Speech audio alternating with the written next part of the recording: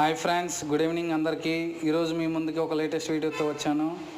అసలు నా ఛానల్ ఏంటి, నా కంటెంట్ ఏ విధంగా ఉపయోగపడుతుంది అని ఈరోజు మీకు ఈ వీడియోలో చెప్పబోతున్నాను. అంతకుముందు నా ఛానల్ని సబ్స్క్రైబ్ చేసుకొని ప్రక్కనే బెల్ సింబల్ ఉంటుంది, దాన్ని యాక్టివ్ చేయండి. నేను అప్లోడ్ చేసే ప్రతి వీడియో మీకు నోటిఫికేషన్ వస్తుంది. And my self Sai Prasad, my native place in Vijayawada. నేను నా యొక్క వర్క్ నిమిత్తం బెంగళూరు ఒక స్మాల్ స్కేల్ ఇండస్ట్రీలో వర్క్ చేస్తున్నాను.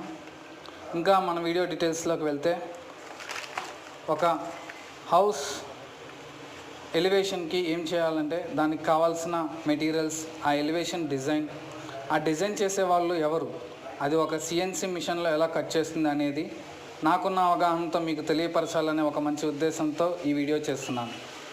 మొదటిగా ఒక కస్టమర్ తనకు కావాల్సిన డిజైన్ని సెలెక్ట్ చేసుకొని దాని యొక్క మెటీరియల్ థిక్నెస్ మరియు డిజైన్ యొక్క మెజర్మెంట్స్తో ఒక కంపెనీ చేయగలిగే మిషన్ కలిగి ఉంటారు.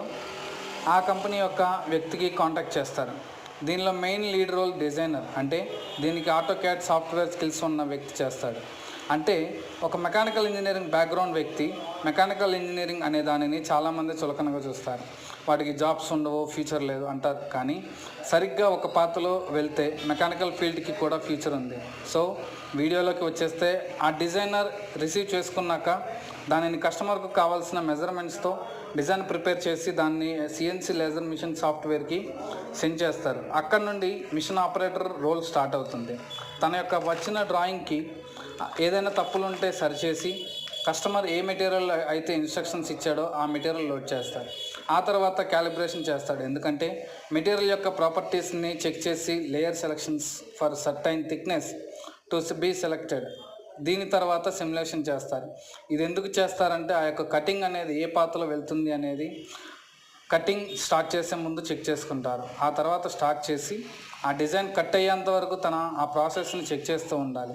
ఆ తర్వాత మెటీరియల్ అన్లోడ్ చేసి స్క్రాప్ని సపరేట్ చేసి డిజైన్ షీట్ని కస్టమర్ యొక్క లొకేషన్కి పంపిస్తారు. ఆ తర్వాత ఏం జరుగుతుంది అనేది నెక్స్ట్ వీడియోలో తెలియపరుస్తాను.